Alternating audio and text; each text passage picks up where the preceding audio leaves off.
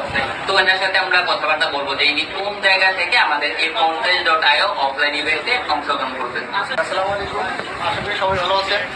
তো আমি মডেল থেকে আসছি, আমার দিন মতো। তো এখানে আমি জয়েন আছি প্রায় 7-8 মাস যাবৎ।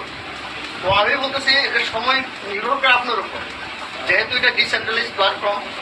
এখানে যদি আপনি সময় দিতে পারেন, আপনি একটা জব করেন সেখানে কিন্তু সময় দিতে হবে।